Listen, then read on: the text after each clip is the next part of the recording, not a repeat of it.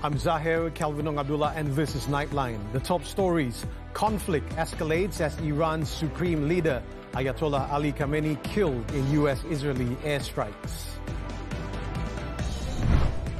Also, Foreign Ministry extends assistance to Malaysians stranded in West Asia amid flight cancellations. Good morning. We begin the bulletin with this story. Iranian top officials vowed on Sunday to avenge the killing of Supreme Leader Ayatollah Ali Khamenei, defying US President Donald Trump's warning of an unprecedented escalation in force. Iran's President Masoud Pezeshkian strongly condemned the killing of Khamenei, describing it as a declaration of war against Muslims and stating that Iran considers seeking retribution against those responsible to be its legitimate duty and right.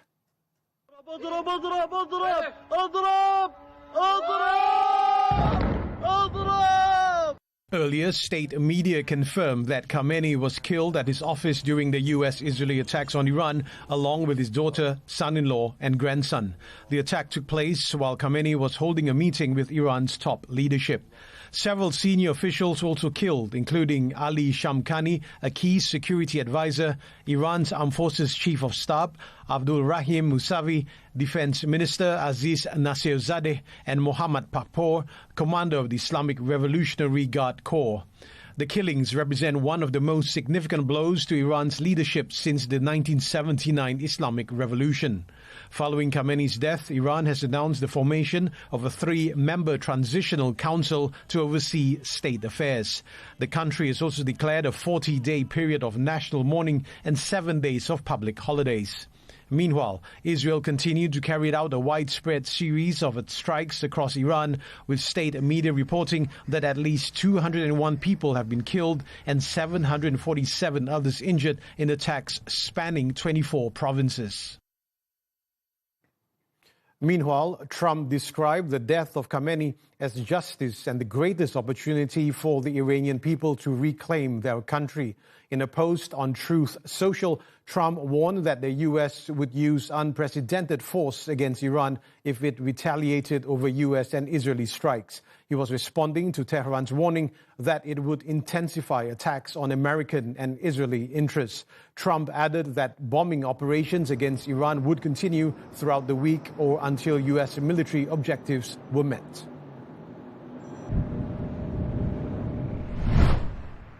Earlier, loud explosions were reported for a second consecutive day in Dubai, Qatar's capital Doha, and Bahrain's capital Manama, while Oman was struck for the first time as Iran's retaliatory attacks on neighboring Gulf states intensified in response to US and Israeli military actions against the Islamic Republic. At Abu Dhabi's airport, at least 2 people were killed and 7 others injured in what authorities describe as an incident. Dubai Airport, the world's busiest for international traffic, and Kuwait's airport were also affected. In Oman, which had previously been spared, DUQM commercial port was struck by 2 drones, wounding 1 worker. Explosions were also reported in Manama, with witnesses reporting at least 4 loud explosions. Meanwhile, several Malaysians recounted their anxiety as Iranian attacks targeted strategic United States military facilities in parts of the Gulf. Explosions were reported near residential areas in Abu Dhabi, United Arab Emirates and Doha, Qatar, with local authorities issuing safety alerts each time the attacks occur. Sebelum buka puasa, memang terdengar letupan bom tak jauh dari rumah saya. Dan sebentar tadi, baru je dalam 10-20 minit yang lepas, dengar letupan bom yang kedua sampai bergegar rumah saya. Letupan boleh dikatakan melebihi 10 kali ataupun 3 ke 4 letupan setiap 2 jam. Dan pihak MOI atau Ministry of Interior Kerajaan UAE telah mengisytihar emergency alert dari semua device ataupun telefon pintar. Supaya diorang update their citizen and resident as soon as possible, like before. Sebab before the missile attack, memang diorang akan send kita notification. In the meantime, the Foreign Ministry said it is coordinating monitoring efforts and assistance for Malaysians who have found themselves stranded in the region following flight cancellations linked to the ongoing conflict. According to Wisma Putra, Malaysia's diplomatic missions are actively extending assistance and maintaining contact with affected citizens in Saudi Arabia, the United Kingdom, Syria, Jordan and the United Arab Emirates. The ministry's operations room in Putrajaya is also coordinating consular efforts while closely monitoring developments in the region. Wisma Putra stressed that the safety and well-being of Malaysians in affected countries remain its top priority. Malaysian travellers have been advised to stay in direct contact with their respective airlines for the latest updates on flight schedules and route adjustments. At the same time, Malaysians have been urged to defer all non-essential travel to the affected region for the time being. Now, Prime Minister Datuk Seri Anwar Ibrahim has expressed hope that peace, justice and stability can be swiftly restored in West Asia. In a Facebook post, the Prime Minister conveyed Malaysia's prayers, solidarity and concern for Muslims, as well as all communities affected by the ongoing situation in the region. Anwar had previously shared his deep concern over conflicts that continue to drag on globally, describing them as a serious test to international peace and security. He urged Israel, the United States and Iran to immediately stop all provocative actions and implement an unconditional ceasefire. The Prime Minister had also called on the three countries to return to the path of diplomacy and dialogue.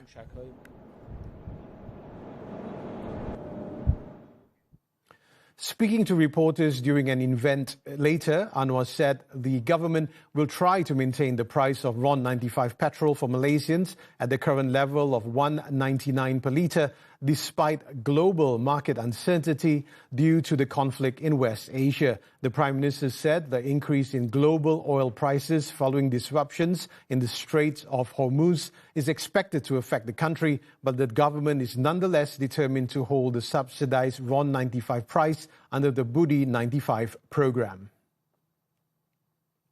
InsyaAllah untuk rakyat Malaysia, saya akan cuba pertahankan supaya tidak ada kenaikan harga minyak bagi rakyat biasa dalam RM1.99. Dia RM1.95 lah. Ya, yang RON 95. Cakap kita boleh bertahan, kita akan bertahan maksimal. Jadi saya tidak jangka kemungkinan naik. Tapi wallahu alam, ni tak terkawal kalau dalam keadaannya sampai luar dari kawalan kita, itu tak dapat kita pastikan. Mungkin He was met after a Buka Puasa event with local community leaders at the Sri Perdana Complex, which was also attended by his wife, Datuk Sri Dr. Wan Azizah Wan Ismail. At the event, Anwar also announced that he will table a motion in the Dewan Rakyat on Monday condemning Israel's barbaric and violent attack on Iran with the backing of the US. Meanwhile, the Investment, Trade and Industry Ministry has acknowledged that recent developments in West Asia could impact global trade. Its minister, Datuk Seri Johari Abdul Ghani, said the situation carries heightened risks and could disrupt global trade flows with potential knock-on effects for Malaysia's trade and economy. Sudah tentu dia akan menjejaskan kita punya flow of kita punya trade. Jadi kadang-kadang bila kapal nak masuk ke area tak boleh. Macam semalam, berapa banyak kapal terbang, kena patah balik dan ada yang belum terbang tak boleh terbang. Jadi ini merupakan salah satu daripada gangguan kepada ekonomi. The minister was speaking after attending a Ramadan outreach program and Buka Puasa event in Kampung Baru.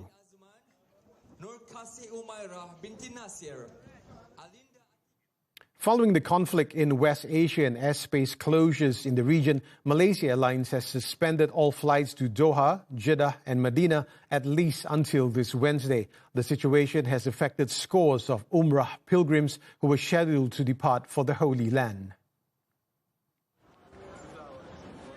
At Kuala Lumpur International Airport KLIA Terminal 1, many passengers expressed disappointment and frustration after learning about the cancellation just hours before departure. Many of those scheduled to depart for Jeddah on Saturday night found their flights first delayed before later being cancelled. Berita sampai pula kata dimaklumkan bahawa kita memang tak dapat pergi. Jadi kalau kita pergi di hotel lain pun tak ada guna, tunggu. Jadi keputusannya petang ni naik flight pukul 4.40 balik semula ke Kota Baru.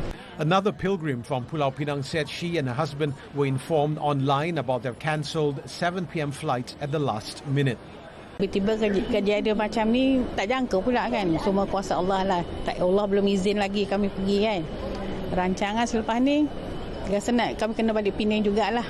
Malaysia Aviation Group MAG said passengers affected by the disruptions are being informed and assisted with alternative travel arrangements where necessary.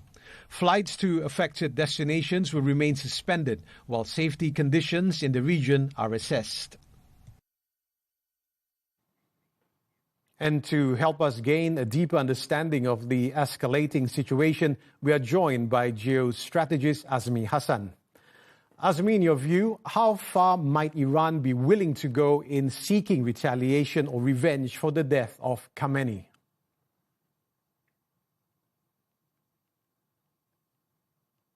Yes, no doubt that Iran will avenge the death of their supreme leader because it's an assassination by Israel especially. And I think the barrage of missiles will be more severe, not only towards Israel, but also towards state interests in the Arab countries or in the Gulf nations. So in this case, if United States, Israel expect that there will be turmoil, vacuum of powers with their supreme leader's death, I don't think so, because currently there are three-man teams headed by President Massoud trying to run the country, try to formulate the policy, try to avenge the death of Ali Khamenei in this particular case. So there will be more barrage of missiles, no doubt about that, because the missiles that United States said that they destroyed is still there. Iran has the capability. Well noted, Azmi. Also, could the death of Khamenei serve as a turning point that leads to other Arab countries to support Iran?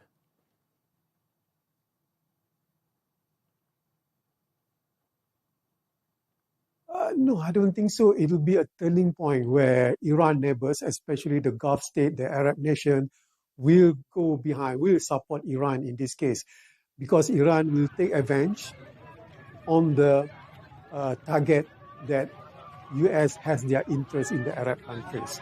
But on the other hand, I think majority of other Muslim countries outside the Arab world will support Iran because of assassination of Ali Khamenei. This is pure assassination, which is contradictory to the international law, whatever law you want to use it.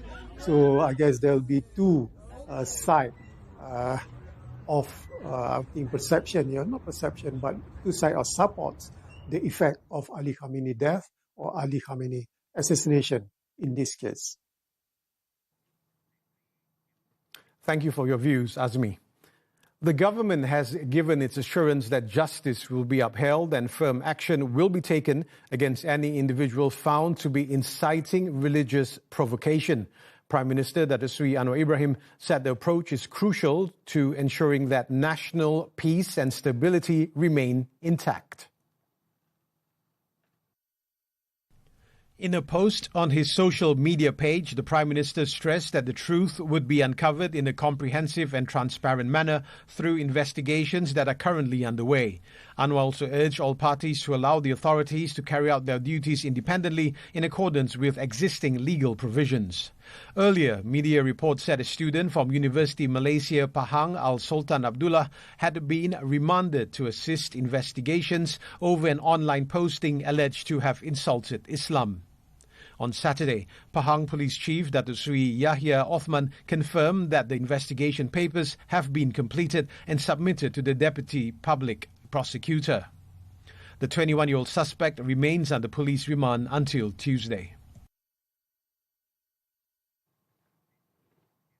The young Dipertuan Agong Sultan Ibrahim has reminded members of the Malaysian Army that integrity must remain a core value at every level of service. His Majesty also called on the nation's defence forces to continue carrying out their duties with the highest standards of professionalism to ensure Malaysia remains peaceful and sovereign. In a message commemorating the 93rd Army Day, His Majesty expressed his appreciation for the dedication and sacrifices of Army personnel in defending the nation's sovereignty and safeguarding national security. His Majesty also offered prayers for fallen soldiers and veterans, expressing hope that those who have passed on are placed among the faithful and the martyrs.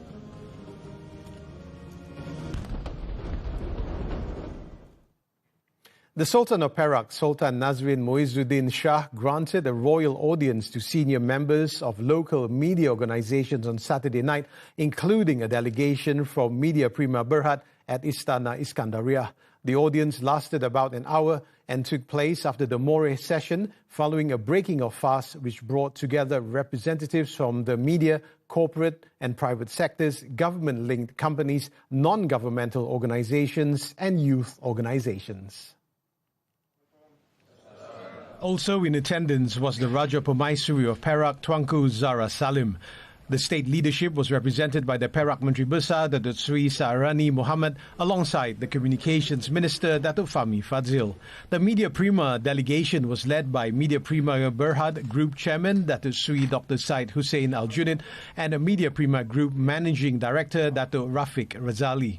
Also present were Media Prima Deputy Group Managing Editor and News Straits Times Group Editor Farah Naz Abdul Karim, as well as Media Prima Television Networks Group Editor for News and Current Affairs Azahari Muhyiddin. The audience followed an earlier half-hour engagement held prior to the breaking of fast. Discussions during the sessions touched on current national issues, including matters related to the country's development. At the event, Sultan Nazrin also consented to receive zakat contributions amounting to 5.41 million ringgit from 8 corporate entities and 2 individuals on behalf of Zakat Perak Al Ridwan.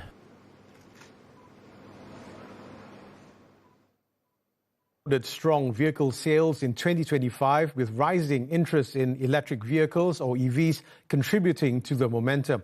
However, as incentives change and new players enter the market, questions remain over the sustainability of that growth. Nightline's Nurin Razmin has the details. Industry data shows total industry volume surpassed 800,000 units last year, with December marking the highest monthly sales on record. The Malaysian Automotive Association, MAA, said part of the surge was also driven by buyers rushing to secure EVs before government incentives expired. Speaking on TV3's flagship business and financial talk show, Money Matters, aired on Saturday, MAA President Muhammad Shamsur Muhammad Zain outlined the key drivers behind Malaysia's strong vehicle sales and what lies ahead for the industry. There was also very aggressive promotional activities towards the end of the year. That has actually created a much more enhanced sales activity towards the end. There's also basically so-called events of pull forward purchase especially for the EV electric car, basically due to the end or the expiry of the incentives. Industry data shows EVs, including hybrids and fully electric models, accounted for about 8.5% of total vehicle sales last year. Moving into 2026, industry players expect demand for EVs to continue, particularly as more locally assembled models enter the market. I think as far as EV sales is concerned, we are expecting that sales will be moderate, but I don't feel, or we are not expecting any kind of a steep drop in terms of demand, especially basically the demand shifting towards more affordable EVs. However, much of the industry's higher value components remain part of the global supply chain, meaning local value creation will take time to fully develop. At present, most of the industry's local contribution comes from assembly operations and distribution networks. As Malaysia's automotive industry continues to gain momentum, fueled by strong sales, growing EV adoption, and more players entering the market, the focus is now on strengthening the ecosystem, from local assembly and supply chains to long-term sustainable development. Nurin Razmin, for Nightline, TV3. Man arrested after clinging to ex-wife's moving car. This and more after this breather.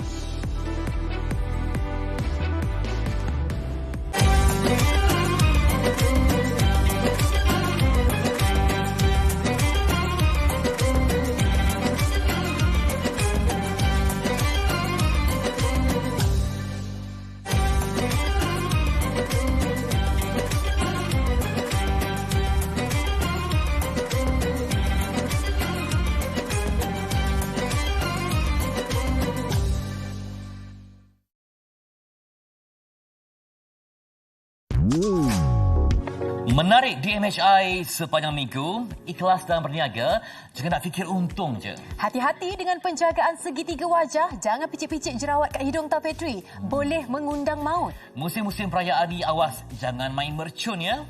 Ambil tahu tentang risiko kebakaran di rumah. Rancang belanja anda menjelang raya, jangan sampai poket kering dan kosong. Isnin hingga Jumaat, Eksklusif ditonton dan TV3. Jom 30 hari, 30 level up iman. Tingkatkan pahala, kurangkan mengata. Let's go! Buat apa tanya AI kalau boleh, tanyalah Ustaz. Akan ada pertolongan daripada kedua-dua amalan. Jangan pendam sendiri, share je di Jurnal Muslim. Mengapa kita menafikan? Cila, lepak more with Sembang Sahur. Kurma dan air zam-zam. Tahan sampai pukul 2.30. Sama-sama Ramadan, sama-sama berkat di TV3. Segalanya berubah bila kebenaran terbongkar. Drama kau je. Boleh kau ni. Kau yang kontrak. I nak minta maaf. Kenapa pula? I akan jaga you. I will save you. Mampukah Arif terima rahsia Nur? Tapi saya tak sangka. Tergamak buat sampai macam tu sekali. You know nothing. Shut up. Hak dah siasat semua benda. Nur untuk Arif setiap hari 8 malam. Eksklusif di TikTok Drama Sangat dan Tonton. Anda sedang menonton podcast Biar Tahu Jangan Keliru. Melayu, sihir macam tak boleh dipisahkan. Dalam perjalanan kita nak sampai kepada Allah tu, Allah akan sampai kepada kita dulu. Kalau dulu masa bercinta, dating tu tak pegang handphone. Tengok muka kekasih tu. Unik. Complicatednya. Aku tak tahu, aku main forward ya. Kekalkan adab kita di media sosial. Setia bersama dengan kami di podcast Biar Tahu Jangan Keliru.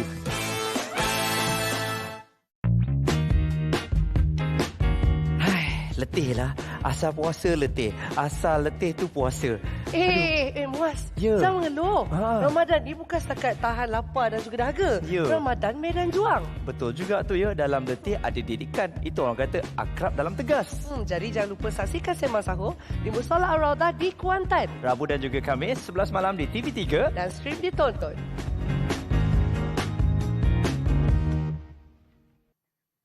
Welcome back. Ramadan is a time when Muslims deepen their spirituality while engaging in meaningful acts that bring blessings and good deeds. Apart from fasting and performing late-night prayers, many also take the opportunity to give back through donations and charitable activities. Nightline's Muhammad Nadir Azfa has the report. There is a common perception that Malaysians are known for their generosity and kindness, a spirit that becomes even more evident during the holy month of Ramadan. From vendors at Ramadan bazaars to members of the public gathering at mosques and suraus, the acts of giving often take center stage. Orphanages too are among the institutions that frequently receive aid and donations during this period. However, challenges can arise when excessive contributions of similar items are given at the same time. There is also the issue of donations sometimes not matching the actual needs of the institutions at that particular time. Terpulang pada penyumbang kadang-kadang tu dia pun ada macam mana saya cakap, ada keperluan yang telah dituan target. Contohnya kalau kita perlukan dana kewangan, mungkin dia akan bagi keperluan yang lain.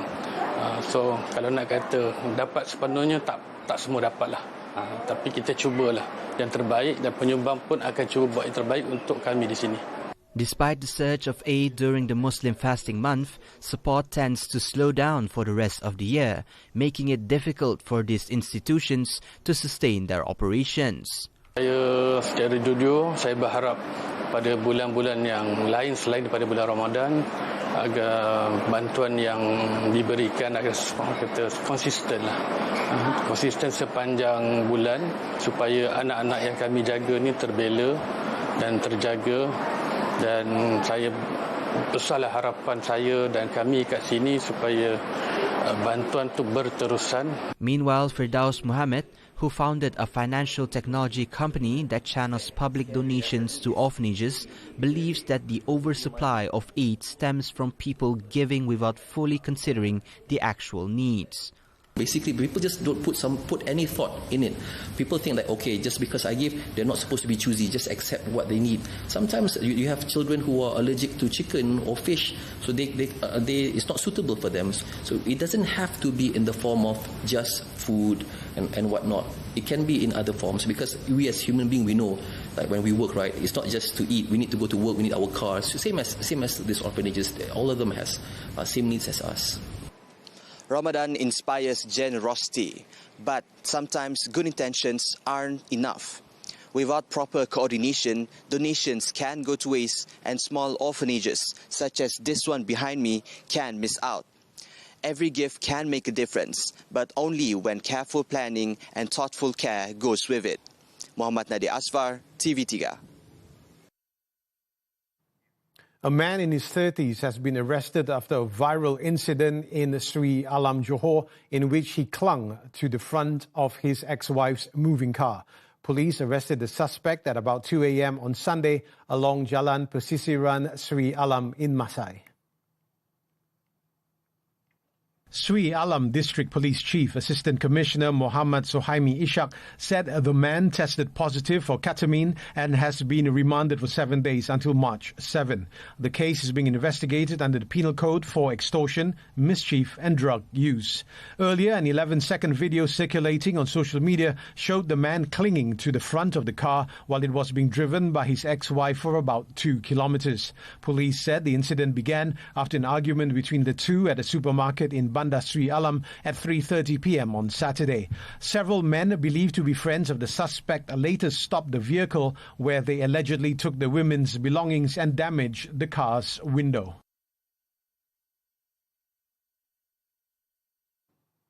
A 4-year-old boy was found dead after a fire broke out at the People's Housing Program, or PPR, in Kampung Muhibah, Bukit Jalil on Sunday.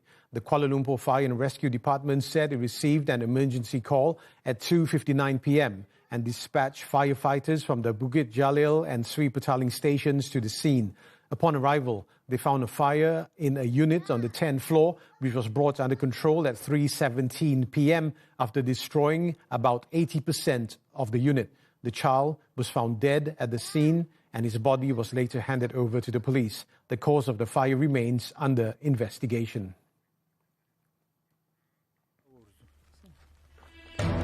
Pakistan-Afghanistan tensions rise. The details when Nightline returns.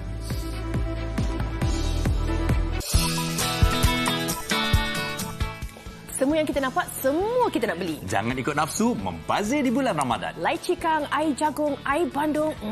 Aneka air balang hari Selasa. Bila berbelanja, jangan sampai lupa diri. Kita akan bincangkan bajet raya Rabu ini. Penyakit kanser? Mari kita ketahui punca dan rawatannya. Yang lama dah tak tegur siapa. Dan bulan Ramadan pengerat hubungan. Semuanya di Wanita Hari Ini TV3. Dan stream sekarang ditonton.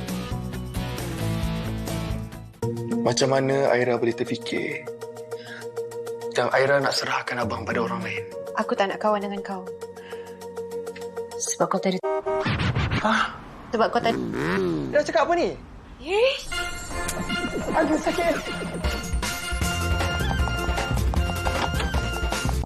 Sampai hati kau.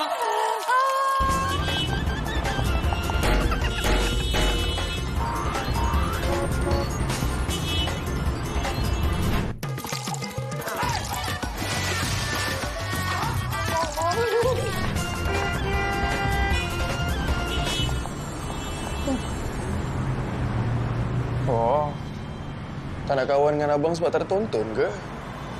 Yelah, kan RM9.90 je. Sekarang barulah boleh kahwin. Kawan-kawan. Tampak indah di mata dunia, letak di balik dinding rumah dan satu rasa yang mengusik batas. Isteri Encik stabil, tapi saya minta maaf, kandungan dia tak dapat diselamatkan. Kerana Cinta Itu Dusta, mulai 25 Februari, setiap Isnin hingga Jumaat, 10 malam. Bincang apanya, Mak? Datang rumah orang buat kecoh. Abang ingat muka saya ni tempat untuk abang lepas geram ke? Di Samarinda TV3 dan stream sekarang melalui Tonton. At least 9 people have been killed near United States consulate in the Pakistani city of Karachi after protests broke out following the killing of Iranian Supreme Leader Ayatollah Ali Khamenei. Several others were injured as security forces opened fire to scatter hundreds of pro-Iranian protesters trying to storm the consulate on Sunday. Large protests also erupted across Pakistan, with demonstrators setting fire to a United Nations office in Skardu. In the central city of Lahore, hundreds of protesters gathered outside the US consulate, but there were no reports of violence. Demonstrations over Khamenei's killing have also broken out elsewhere in the world, including Iraq and Indian-administered Kashmir. In Baghdad, hundreds of Iraqis attempted to storm the compound housing the American embassy despite a heavy security deployment. In Indian-administered Kashmir, several thousand Shia Muslims joined street demonstrations in the main city of Srinagar, where protesters holding red, black and yellow flags converged on the main square. Afghanistan fired on Pakistani jets over Kabul after blasts and gunfire shook the capital on Sunday. Residents reported hearing loud explosions across parts of the city, followed by bursts of gunfire. It remained unclear what had been targeted or whether there were any casualties. The incident marks the 4th consecutive day of hostilities between the two neighboring countries. Whoa.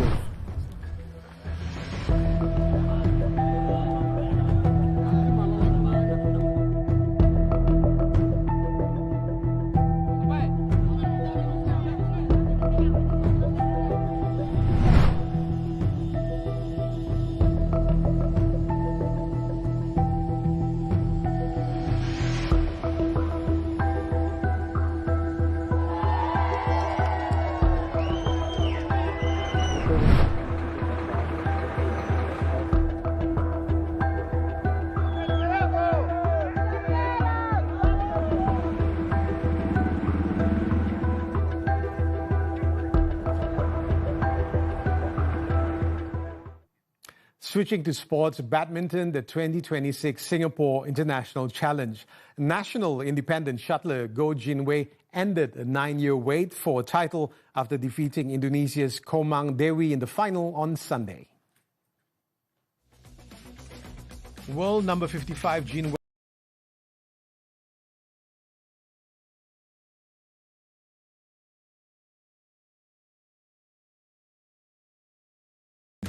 It was Jin Wei's second victory over the Indonesian shuttler in as many meetings. The win provides consolation for the 26-year-old who reached the final of last month's Super 300 Thailand Masters but had to concede a walkover to India's Devika Sihag due to health issues.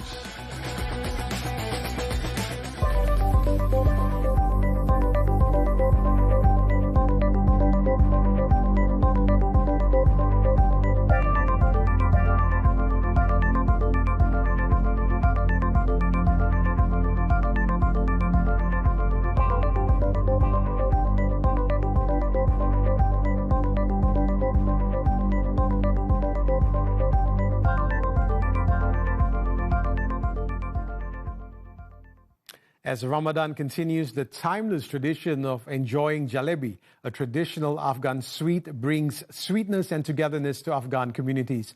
Now, here's a closer look at this must-have traditional delight prepared in its own unique way. I'm Zahir, Kelvin and Abdullah. Thank you for watching and stay safe.